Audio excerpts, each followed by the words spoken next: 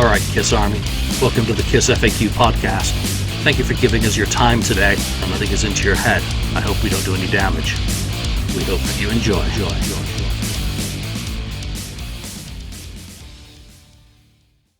Welcome to episode 338 of the KissFAQ Podcast. I'm your host, Julian Gill. Today, we have a stranger with some happy trees in his background. Alex Bagboy, welcome.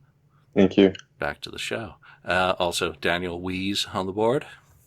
Hello. And the voice of reason, 69th Blizzard. My voice always drops when I introduce you. The voice of reason, 69th Blizzard. But I do want to start off this episode with a thank you to one of our viewers and a friend.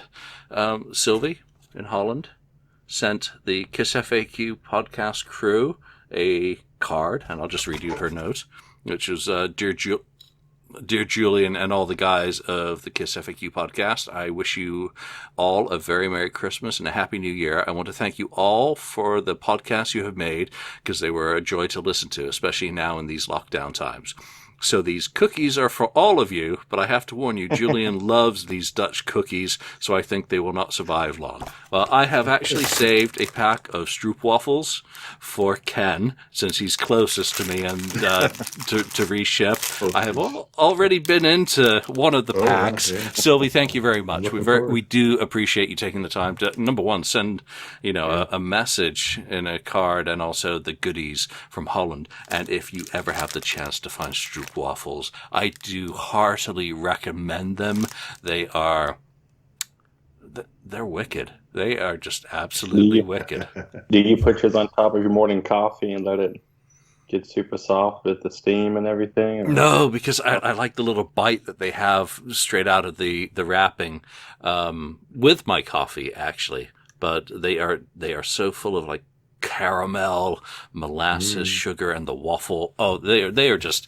To fess up, she brought me some on the cruise in 2018, and I was sitting in my cab and I was like, I'm not going to go out to have anything to eat. I've got stroopwafels. I'm sorted. So thank you very much. Thank you. Today our episode is going to be about the best of 2020. And since we've just concluded a decade, some of our, top memories and events and happenings and things that have affected us as Kiss fans and whatnot during the previous decade as well. So everything is fair. I mean, we're going to talk about some music, and some of it may not be Kiss music, especially for me.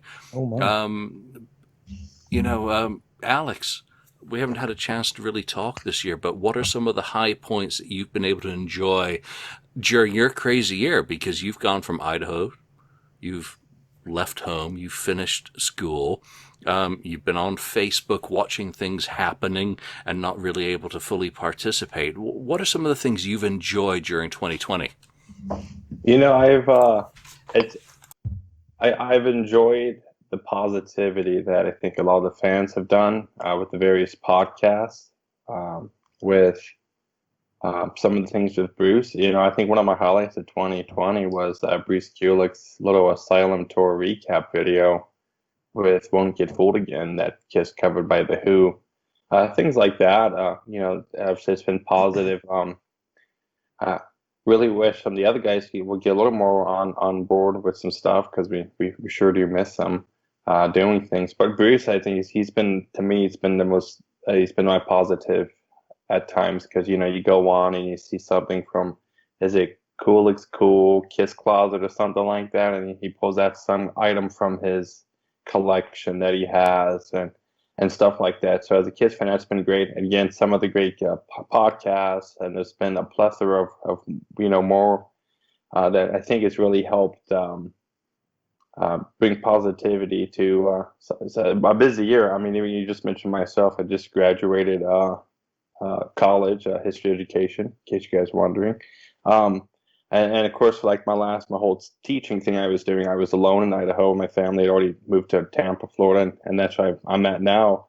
And so there was a whole, it was stressful. And to be able to kind of get online, see the post of you guys, cool stuff you guys got in the mail, whether it was a super cool Japanese mini LP CDs of like Killers or double platinum or best of the solo albums or things like that. I think that's the positivity that I've enjoyed with 2020. Hasn't been many shows, but the positivity of the Kiss fans and social media, though, have kept it going regardless. How many of your shows have been postponed to date now? Because I know you got bitten by COVID in March. Yours had been delayed at the end of 2019, like ours was for Oakland, but for different reasons. Oakland. And then it was such a bummer. Again, being positive because there's definitely always positive and things come, and I'm hoping that they'll do a show. But bummer was I switched my show from Salt Lake to Boise, Idaho, and was set to also go backstage to meet Gene afterwards. A friend was buying the act space, and he was going to let me be his plus one. And so I was super stoked. And of course, I got bummed. And so I think there may be a show in Georgia. So now comes the convincing of, hey, honey, can I go 6 hours away and catch a show in Georgia when those happen? But, regardless of, it's weird. I think sometimes, when we watch those videos on YouTube or shows, especially when you watch those professional shot shows, and you see everybody's got their cell phones out and you think like, dang, put your phones away. But at the same time, there's so much great footage, Vancouver and stuff. I was joking with you earlier, Julian. One night, me and my dad, we just do on that Vancouver show and stuff, and I joked I was going to have my dad throw guitar picks at me just so I could get the experience of being at the show. But that Vancouver show, I'm so grateful that so many fans have filmed so many of these shows that you go on YouTube or any of those video platforms and catch stuff. I don't want to jump ahead to what may be discussed, but there was cool footage today in preparation for the New Year's Eve Dubai show tomorrow night. That was already on Facebook from Soundcheck and stuff, and it made it look really cool. Yeah, and we will definitely talk about Dubai since that is happening tomorrow, and a lot's been happening today. Daniel, for you, you're in a part of the world that's handled this year a little bit differently than elsewhere. How have you tried to take the best out of, your experience in life as a music fan and, as a Kiss fan this year? I'll have to second Alex because for me, the Kiss-related podcasts have been an important part of my, life. I do enjoy a few of the others as well, and I do listen to ours at times when I'm not on it, as Alex seems to do as well. It's fun to see what you guys are up to, and I giggle when I hear the discussions. But it's not only the KissFAQ podcast that I appreciate. I have a few favorites. It actually started many years ago when I heard the Pot of Thunder podcast. I truly enjoyed that one. I thought they had such, they seem to have a good chat going along among themselves. What do you call it? Banter. A good banter. And they truly dissected the Kiss songs. And I enjoyed that a lot. Unfortunately, after a few years, they had done all the Kiss songs. So then I stopped listening to that podcast. But then I rediscovered Three Sides of the Coin. They get a lot of flack, and sometimes rightfully so. But I still feel that at times that podcast is really, really good. They're able to land interesting guests, and at times they have great questions for the guests, and I do enjoy some of the interviews. But now I'm totally focused on another podcast. It's not really a Kiss podcast, but Kiss always comes up in the discussion, and it's called the Decibel Geek Podcast. There's something about the guys that I like, and it's once again the banter between them. I think I know it seems like a regular conversation between Kiss fans. And they have opened up a bit lately using some sort of program so you can participate live with them, asking them questions and so on, and they incorporate it in the show. maybe something we could try at one point. It would be kind of cool. But Kiss podcasts have been really important to me this year. And you've mentioned that to me in private messages about involving listeners, fans, haters, whomever in a live environment. I'm gung ho for it, but I do want to echo what you said about Decibel Geek. I recently recorded an episode, I don't know if it's dropped yet, with them, and Aaron and Chris are just really fun. I was kind of standoffish because when you're guesting on someone else's show and you're usually the host, you don't want to kind of come in, bull in a china shop and take over, and you want to be respectful. So, I was very much, just staying quiet until I was prompted to speak. So a little bit awkward, but I love how those guys just have a natural rapport like we do.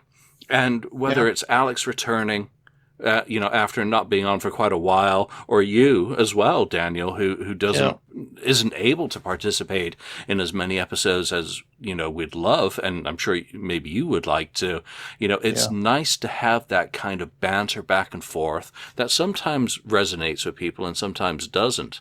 And I found myself listening to a lot of podcasts this year just because of the nature of work, something on in the background rather than just listening to music. Listened to a lot of Ages of Rock shows, Three Sides obviously as well. Decibel Geek has been the main one, Podcast as well. And I've, kind of been digging more into these other shows because I just need to listen to other people talking. And I don't really care what the subject is. I just need to listen to that kind of banter that we have, because this hour or so that we're going to just chat gives me such an escape that it's become critically important. Ken, 2020, what are, kind of the things that stand out for you along the lines of Daniel and Alex's? Yeah, well, I'll echo. Yeah, I agree about the podcast. And actually, I find myself this year, or since the lockdowns and everything that happened starting around March or in April, I was listening to less podcasts than normal. So I did a little. I'm not doing any commuting right now. Working from home. So when I was driving to work, that was my time to work and to work and home.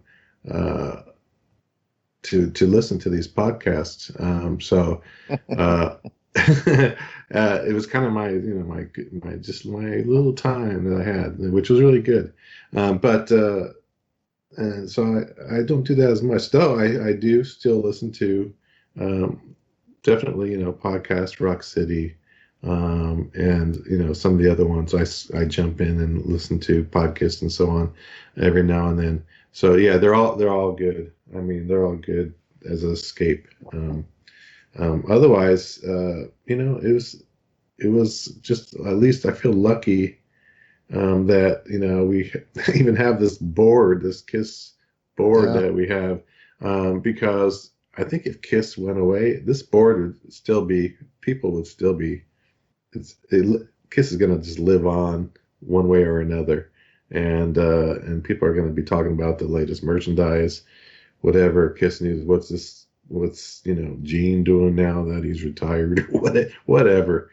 I think it's very a good thing. Another cool thing that the fans are keep going. If no fans posted and talked and asked questions and reported news, it'd be gone. There would be nothing. So it's really, really good that, the fans are still doing that. Otherwise, I feel lucky that I was able to go, to the second to last KISS show before the lockdown, the one that, Julian and I went to in Oakland. I feel very lucky I got to see them because that was already delayed once. And then, and feel very fortunate to actually even get backstage, thanks to Julian and then thanks to Tommy Thayer. Not thanks to me, thanks to Tommy Thayer. Thanks to Tommy Thayer, yeah. Give thanks where it's due, right? So yeah, thank you, Tommy, for that. So yeah, I mean, and then they have the releases and stuff that at least some things are coming out that are cool, that at least I enjoy. The colored vinyl and stuff like that. So yeah, it's been a tough year, but there are some good things that get us through it. Yeah, and we'll talk about some of those favorite releases, but you've provided a very, very good segue from, the last show that we saw together in Oakland to what's going to be happening tomorrow, which is, of course, the live stream from Dubai. So let me just poll each one of you quickly. I don't know if you've seen the set list. You've seen some tastes of videos. Yeah. Daniel, let's start with you on just your general opinion of that. Will you be watching tomorrow? And if not, what are your opinions of what you've seen so far? And Gene, he looks fantastic. Oh, my God. Yeah, I think Gene didn't receive any cookies in the mail. He seems to have lost. He seems to have lost a few pounds, and he's not eating them on camera. No, jokes on it. He looks fantastic. And I watched the sound check, the songs that were released on Facebook. Detroit Rock City, Psycho Circus, and I think there was maybe one more.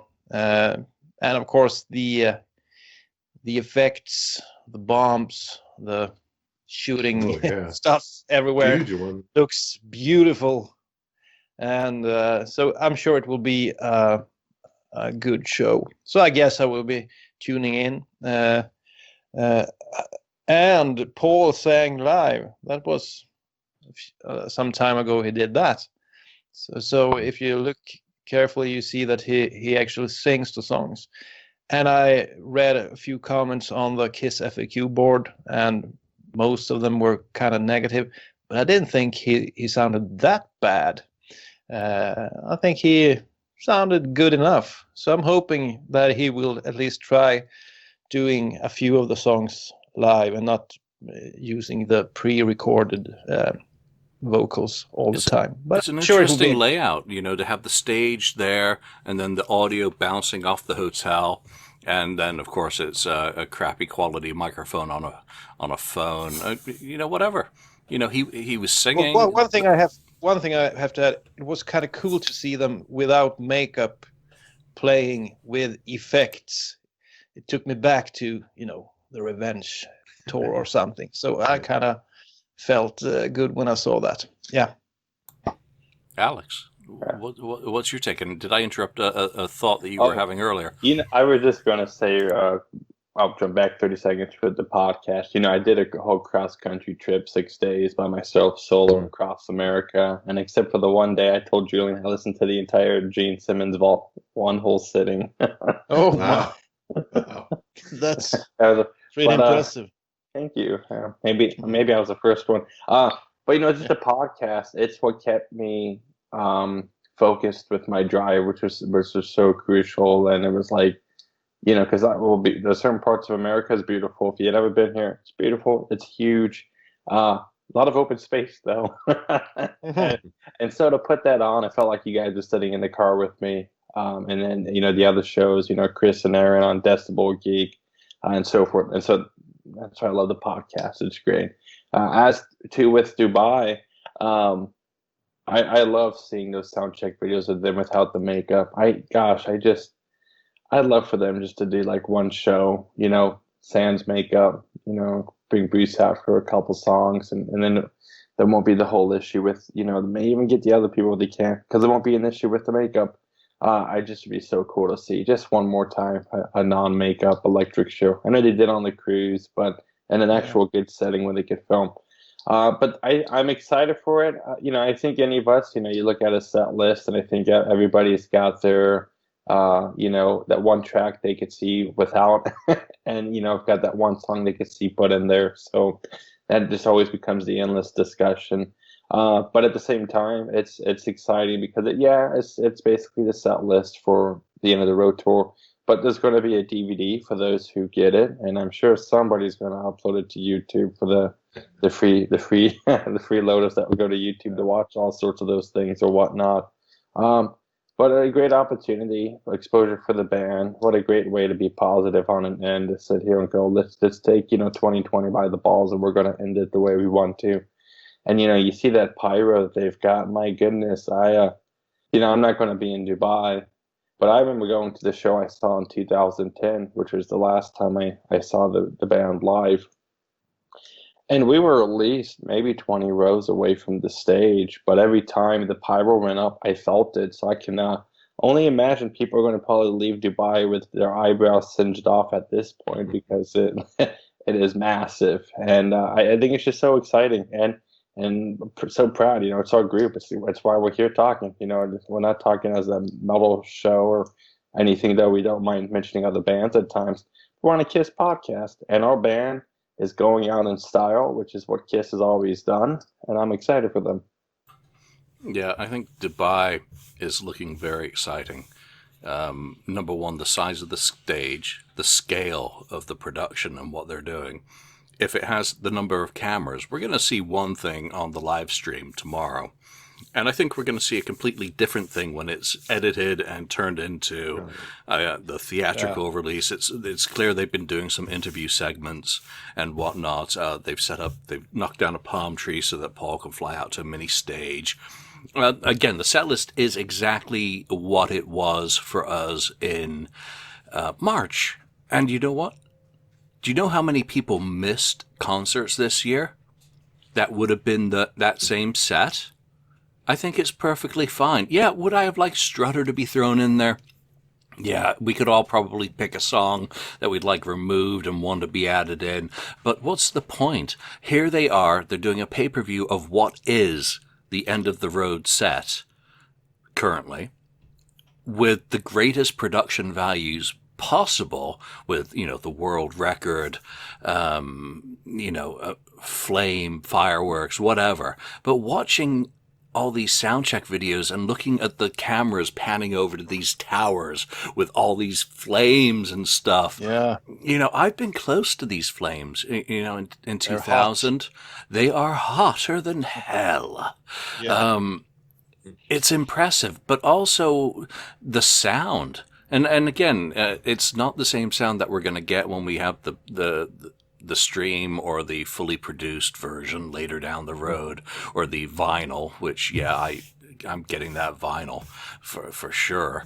I think it's very exciting. I've got a pay-per-view. I never do pay-per-views. I've never done them for sports or for anything. And I'm going to be watching at 9 a.m. tomorrow. KISS. I took the day off from work to be able to do it. So I'm very excited. Do I care about the set list? No, I've been to, 6 shows on the tour. I've enjoyed every single one. One was front row. Others have been all over the place in the venues. So it doesn't matter. I've seen a couple of different sets, and they haven't varied that much. Neither have the production values. But there you're seeing also, I think there's 17 pods. Mm-hmm. You've got backgrounds. You've got social distancing on stage. But I do agree with the comment about it was really cool seeing them do this without makeup. That was very neat. All right, so before we continue, I do want to say we are doing a giveaway this episode. We have one copy of the Ace Frehley Origins Volume 2 Christmas Edition, so it's red and green vinyl with the Ace card. It's not signed, obviously, but anyone who wants to email into kissfaq@outlook.com and just say Merry Xmas, Merry Christmas, Happy Hanukkah, or whatever, Happy New Year, just a happy message, you'll be entered into a drawing, and you'll be the first person to receive the KissFAQ Podcast 2020 pick, which I didn't get a chance to do anything with this year. So you get one of them, you'll have a chance to win that vinyl and the postcard as well. So let's move into some of the releases this year. There's been vinyl, there's been colored vinyl, there's been, premium vinyl, there's been vinyl that's not worked out, there's been the CDs as well from Japan, there's been Ace vinyl, Eric Carr, Recology, picture disc came out. I think also the orange vinyl didn't ship until January, even though it's technically December. And also music from Peter Criss. and Richie Scarlett.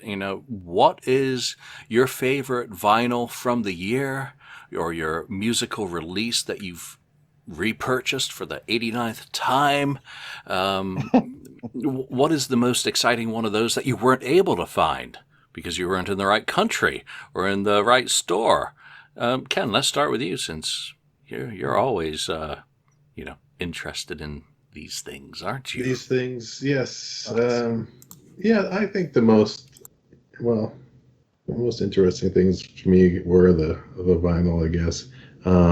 Sure, it's just repressings of a lot of them are repressings of the 2014 Hysteria, that remasters at that time, the vinyls.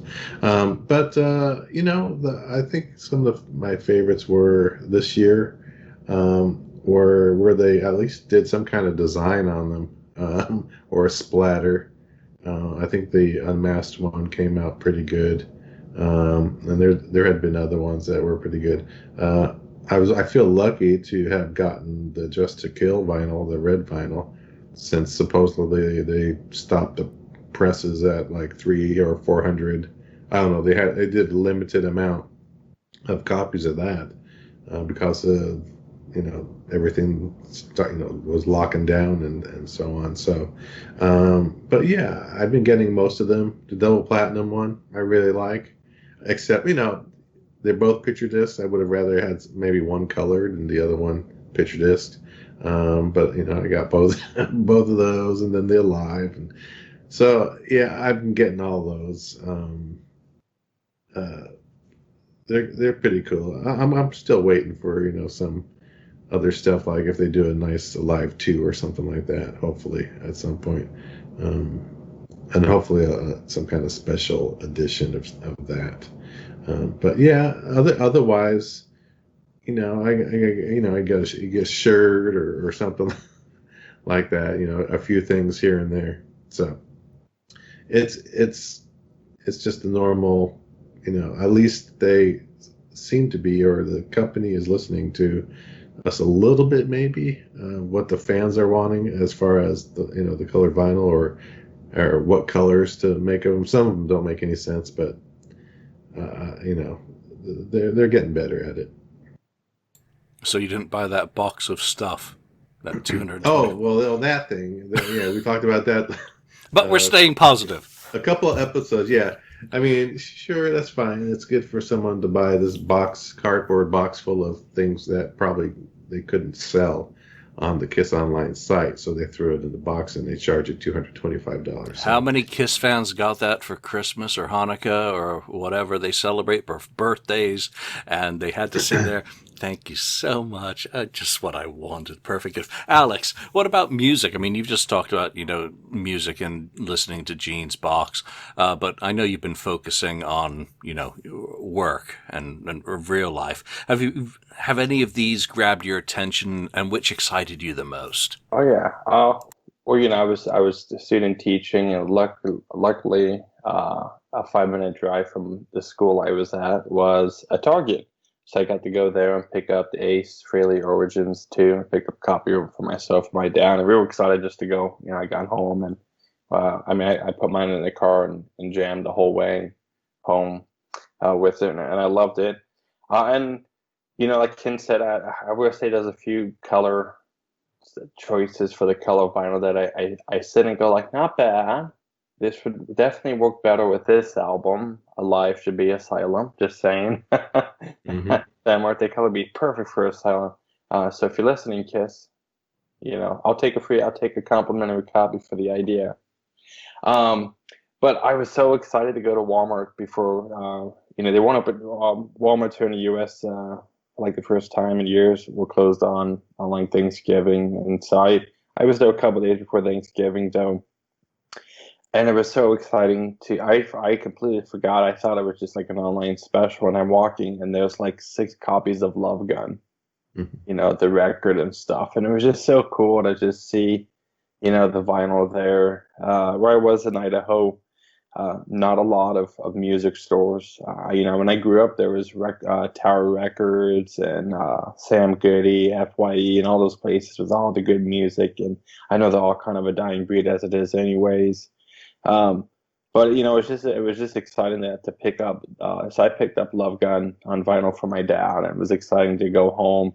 And I was like, hey, yeah, I got the whatever I was sent to the store to get, the rolls and the butter, and I picked this up too, and then put it on the turntable and to just listen to the album. Sure, we've listened to the album, hundreds of thousands of times, but there was just something magical of just being able to sit there with a fresh vinyl record and put it on the turntable, and for myself to enjoy that moment with my dad.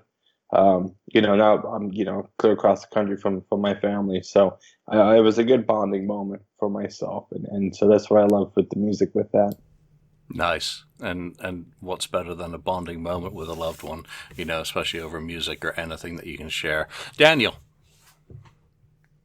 Yeah, new releases. I'm actually looking at the whole decade for this one because I'm not a fan of re-releasing stuff all the time. I'm not buying that. But if you look at the past decade, I guess there's at least 2 releases from Kiss that's real great and interesting. And the first one is of course Monster, that they released an album this decade. It's a long time ago, and it's not maybe my favorite album, but I think that's really important that they try to put out stuff.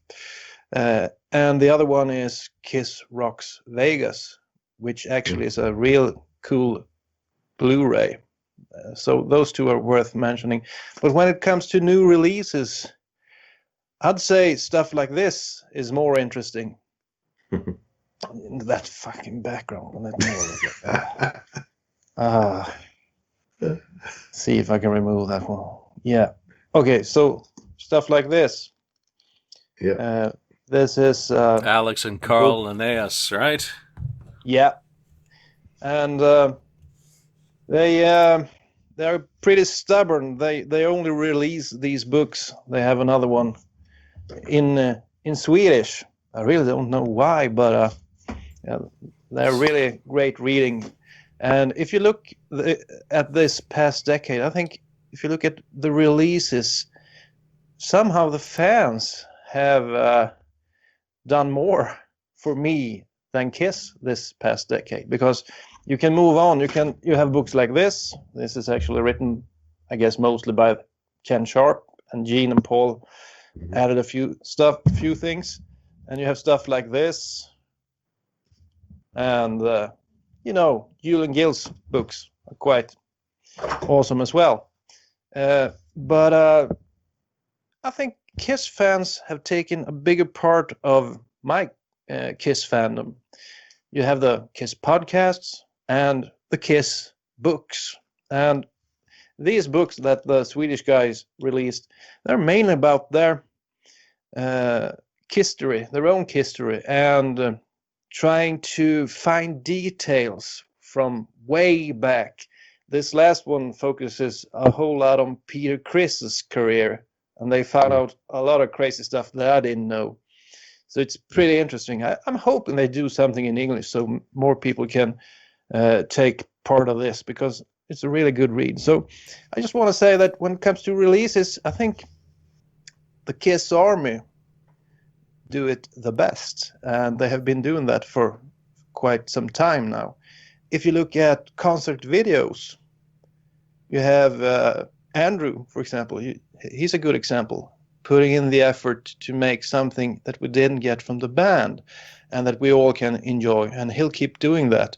And hopefully others will, follow in his tracks, because if you do have a lot of spare time and maybe a little bit of OCD, you sure can make one of these videos yourself as well, if you have the proper editing tools.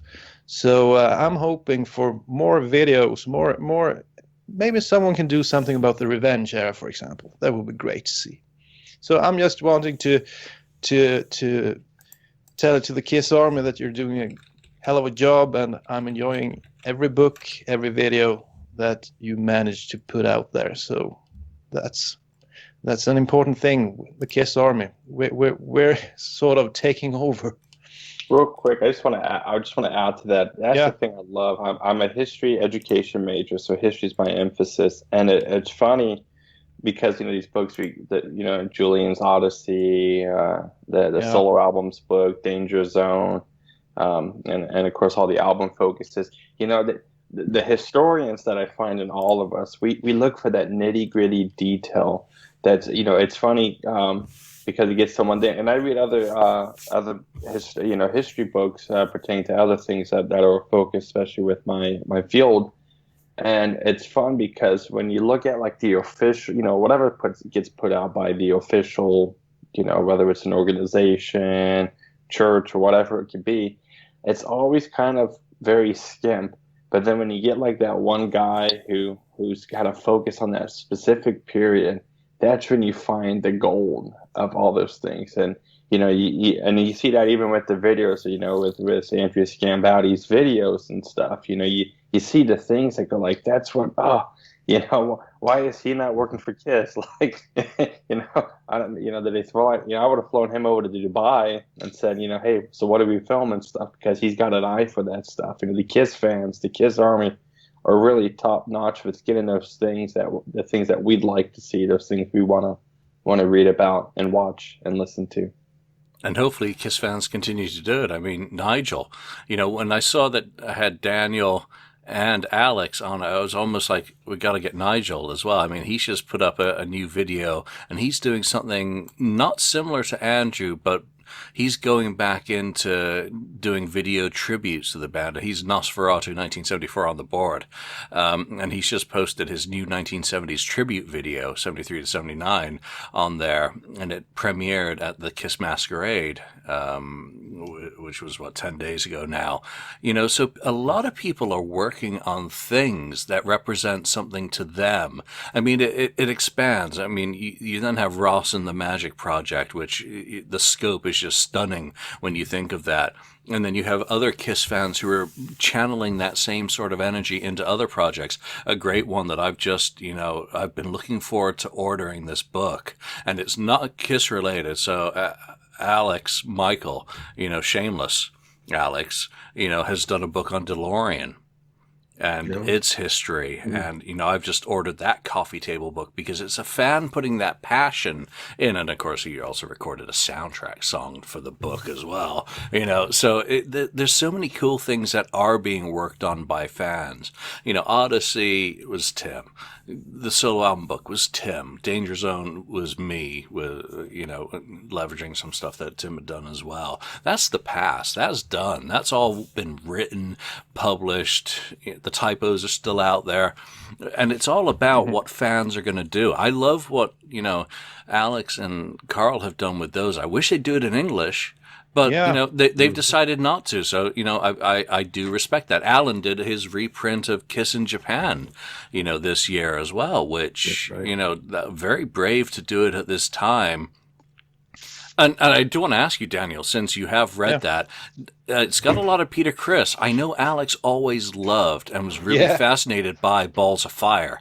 Does he cover the whole history of that damn band in that book?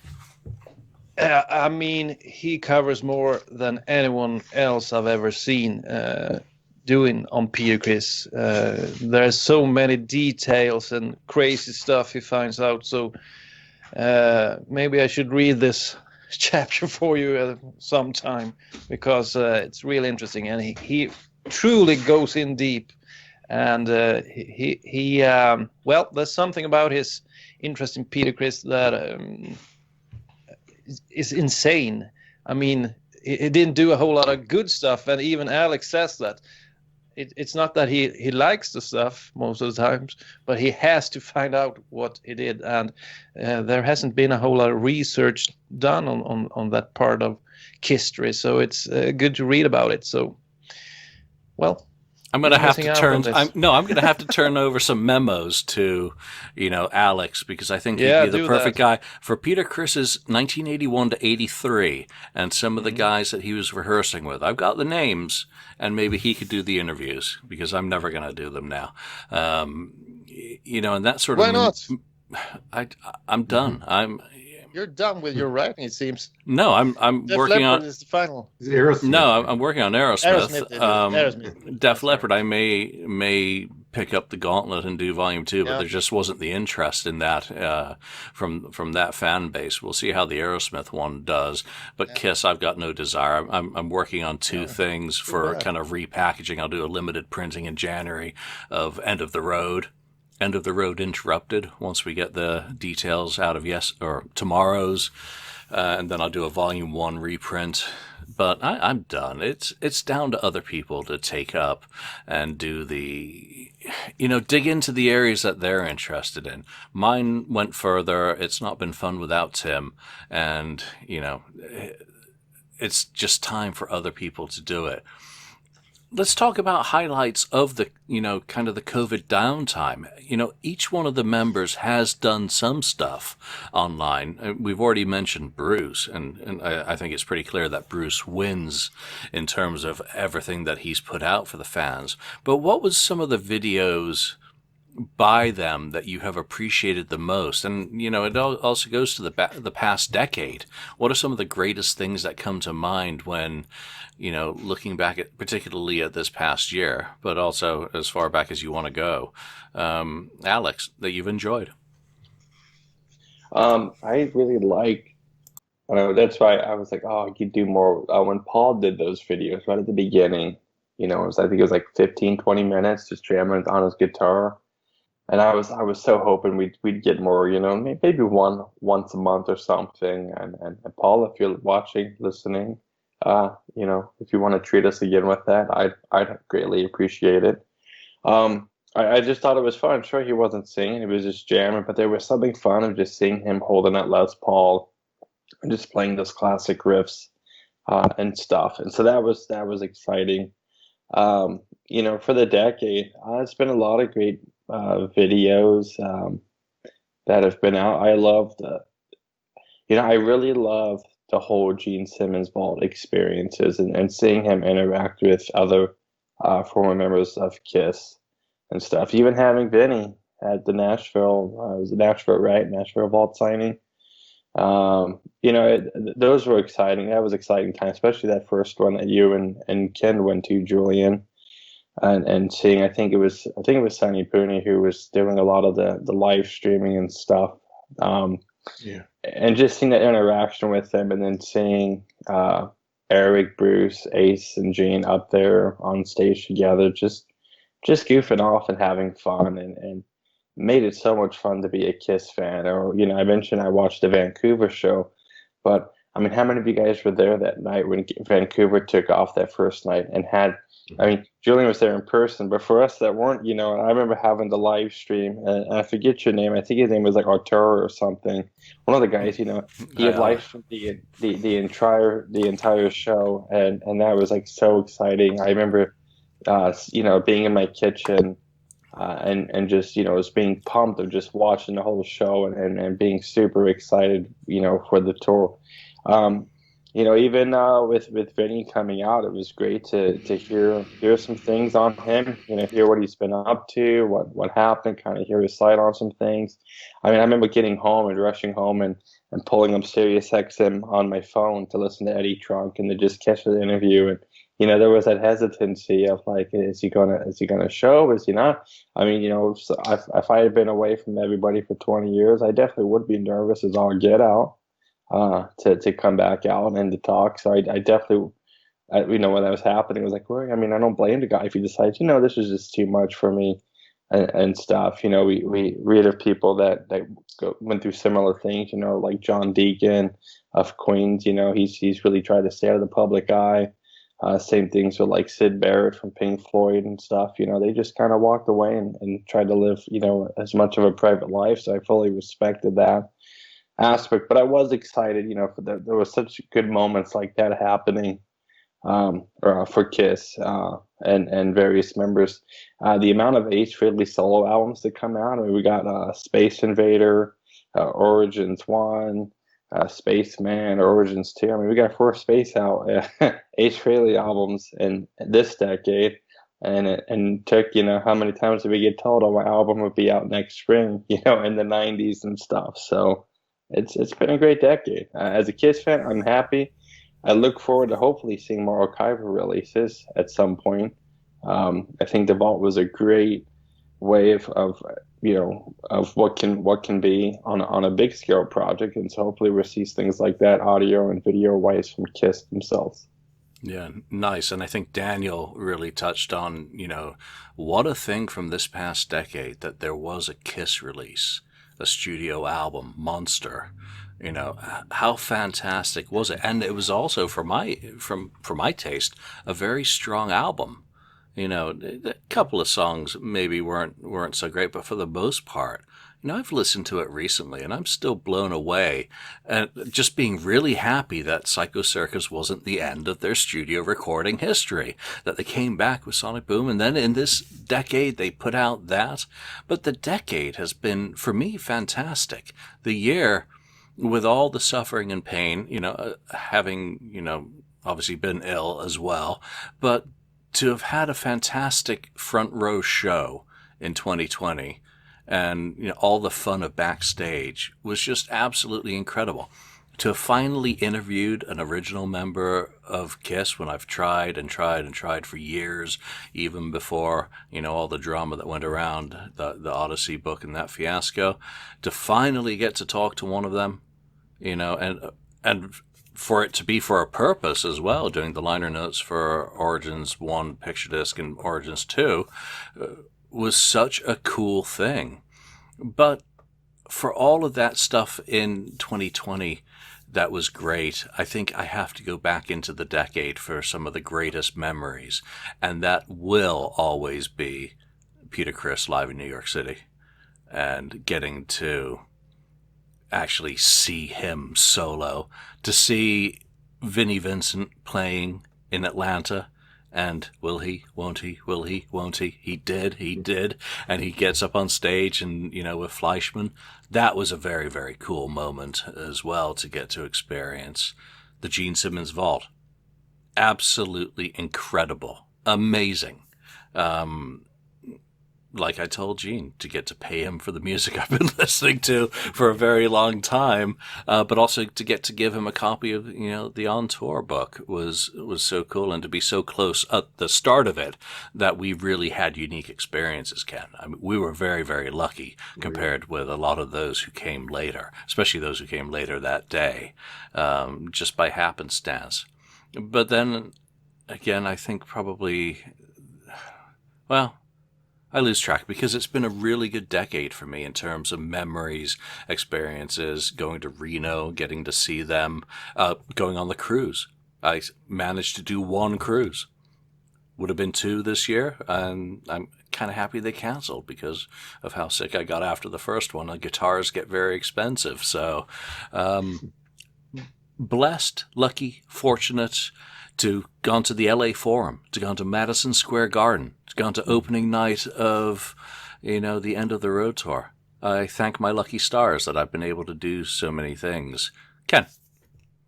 Yeah, I mean, I agree that I would have liked more music. It's been a long time since they put out Monster. Well, I do agree. It was pretty good music on there. What kills that for me is, just the production really kills it for me, unfortunately, because I think it would have been even better had they produced it correctly and not, brick walled it like everyone was doing at the time. But at least it's something. I would have liked to have had more, throughout the decade, but, we may never get anything. We probably won't get anything new from them. But as for all the times I was able to see them, opening for, not opening, but Motley Crue opening for them, and then the Def Leppard package with Kiss, seeing that. And then I feel very lucky to see them twice on the End of the Road tour, the one in Sacramento, at the beginning of 2019 was it, or no, 2000, Yeah, I think it was 2019, and then finally in Oakland, and those were two different perspectives of the audience. I mean, I was out off to the side, a little bit up, not too far, but I could really see everything, the full show of what's going on, and that was very cool. Versus being up front for the Oakland, where you don't kind of catch all that, but you're right there with the band. Pretty much, and that's really great, seeing it all close up like that, of course. Other things, yeah, one of the highlights, I think maybe the biggest highlight, was the Gene Simmons Vault experience in LA. That was just fantastic. I mean, it was all day long. I forget how long it lasted, about 8 hours. I don't know, but it was all day. But if it went by quick, and we got to see a lot of things, and like Julian said, being there early, the early bird gets the worm kind of thing. We had longer time with Gene Simmons, personal time with Gene Simmons during that early part of the vault versus probably the last few people only, they probably got him in there and shot him right out real quick. Unfortunately, but that's the way, I guess, they didn't know how long it was going to take. That's why the day lasted so long, I guess, too. Plus, it's having Ace there and Bruce and Eric and so on. So it was fantastic. That was a big one. The other one was finally meeting Peter Criss at the LA Expo, Kiss Expo, which was a year or two before the Simmons Vault, and that was a great experience too, and getting to just say a few words with him and getting a picture with him, and it was nice, and nice hug. I mean, a great hug from Peter Criss. That was really good. So, I don't know. I think the other thing is being part, actually being part of this podcast has just been a total joy for me to, talk with all of our guys, all four, three of you here, and then our extended family, Lonnie, Mark, and so on. Andrew, going down the line. It's just a great release, and like Julian said earlier, it's just this will get your mind off of what's going on, in the world, which is a good thing these days. And it's just, it's something. If you're passionate about something and you get to do or talk about it with other people that are kind of like-minded, we don't agree on everything, on every Kiss thing and song or album or whatever, but we're all that, the Kiss fan, and it's just a big I don't know what you want to call it. It's just a big joy for me talking with you guys and other people about Kiss. I never thought I'd be doing this ever, but I really enjoy it. It's just I look forward to, I don't know how long it's going to go, but I look forward to more good times in the future. It's show to show. We don't plan it, but we get to talk about other bands now on the Look It's Rock and Roll podcast as well. So, Daniel, you're the one who brought in Monster to the equation. Your decade. I have to agree with Ken. Monster wasn't one of my favorite albums, but I do appreciate it that they released it. And when it comes to videos that got me excited during this decade, I guess we have to mention the cruise. I never went on one, but such a fantastic event for fans, for celebrating the band, being able to celebrating the band together from all countries, and spending great times together. Did I freeze up on you in my video, I think? Or?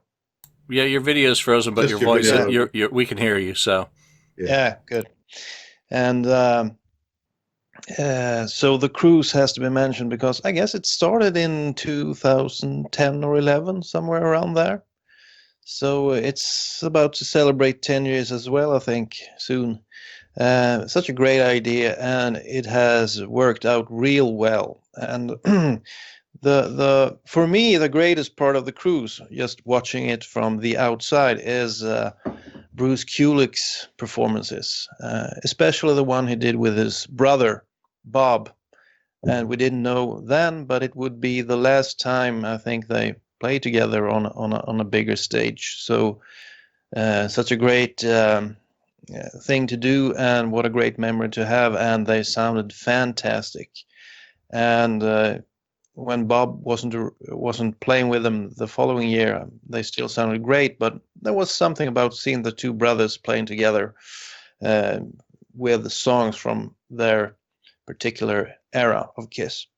So that's one of the videos that got me really excited. Another one is, of course, the opening night of the final tour, or the end of the road tour. For many years, I think Kiss played it kind of safe. They didn't do a whole lot to change up the stage. The thing that comes to mind is the spider they added for one of the tours. It was a great entrance, but then it didn't do a whole lot, but it looked kind of cool. But seeing the opening night, and I tried to not see a whole lot because I wanted to get a few surprises when I watched it live. I was blown away, and I was getting really excited to watch the band live. So the biggest things for me personally, it's always been about music and live performances. So I have to say, when I watched the End of the Road tour, was of course great, and it ties in a little bit with the podcast because I remember getting there early and going around talking to fans, and it's always funny. You don't think anyone watches the KissFAQ podcast. I mean, who in the hell in Scandinavia sits down and watch this?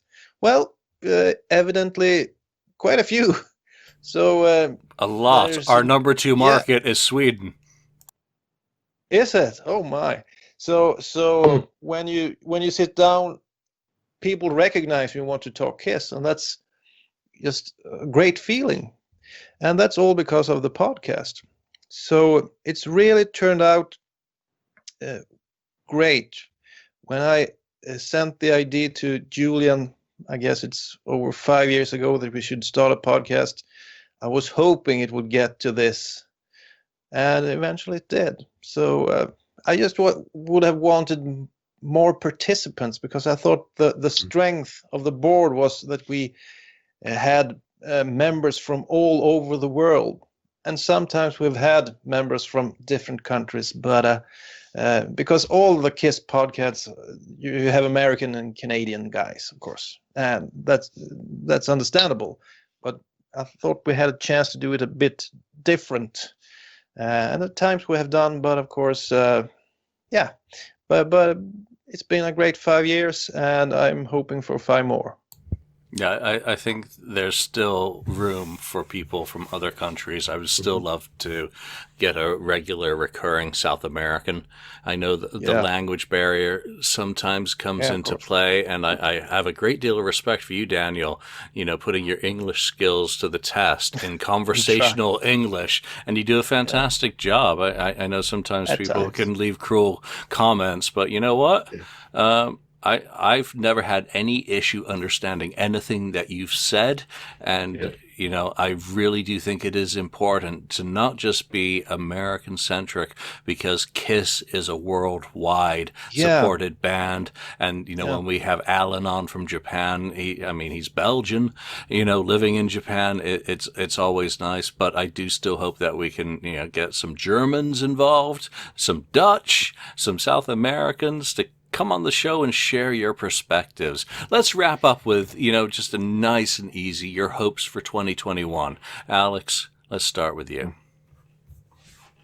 It's kind of been worked on for a few years, so I'm ready for the Soul Station album to come out. I like R&B music. I've got a wide palette for music, and so I'm just like, okay. Every time I see a tweet of like, we did this picture, and I'm like, okay, well, when's the album going to drop? So hopefully 2021 it'll get out there. Nice. And you know what? It's new music.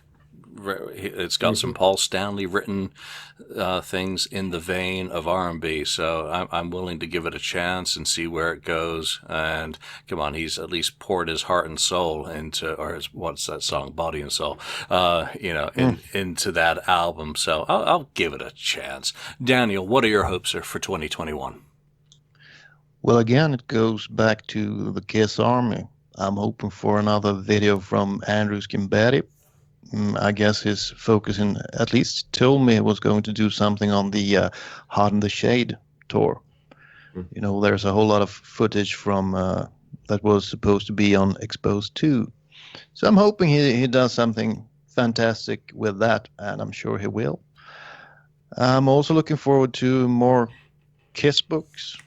Let's see if the magic ever happens, but I'm sure there will be one or two new books. I always enjoy reading those, and it's a long shot, but I'm hoping, of course, that Kiss will return live to Stockholm Stadium, 35,000 people going nuts once again, and it will, it started off in '97 when I watched them twice at Stockholm Stadium. It will be kind of nice to close things at the same venue.